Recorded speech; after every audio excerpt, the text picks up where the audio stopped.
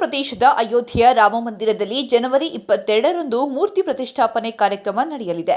ಈ ಕಾರ್ಯಕ್ರಮಕ್ಕಾಗಿ ಸಿದ್ಧತೆಗಳು ನಡೀತಾ ಇವೆ. ದೇಶವೇ ಈ ಕ್ಷಣಕ್ಕಾಗಿ ಕಾದು ಕುಳಿತಿದೆ. ಅಂದು ಮನೆಗಳಲ್ಲಿ ದೀಪ ಬೆಳಗಿಸಿ ಎಂದು ಸಹ ಕರೆ ನೀಡಲಾಗಿದೆ. ರಾಮಮಂದಿರ ಮೂರ್ತಿ ಪ್ರತಿಷ್ಠಾಪನೆ ಕಾರ್ಯಕ್ರಮದ ಅಂಗವಾಗಿ ಕರ್ನಾಟಕದ ಮುಜರಾಯಿ ಇಲಾಖೆ ವ್ಯಾಪ್ತಿಯ ದೇವಾಲಯಗಳಲ್ಲಿ ವಿಶೇಷ ಪೂಜೆಯನ್ನ ಜನವರಿ 22ರಂದು ನಡೆಸಲಾಗುತ್ತದೆ. ಈ ಕುರಿತು ಶೀಘ್ರವೇ ಸುತ್ತೋಲೆ ಪ್ರಕಟವಾಗಲಿದೆ. ಮುಜರಾಯಿ ಇಲಾಖೆ ಸಚಿವರಾದ ರಾಮಲಿಂಗಾರೆಡ್ಡಿ ಈಗಾಗಲೇ ಈ ಕುರಿತು ಇಲಾಖೆ ಅಧಿಕಾರಿಗಳಿಗೆ ಸೂಚನೆಯನ್ನ ನೀಡಿದ್ದಾರೆ.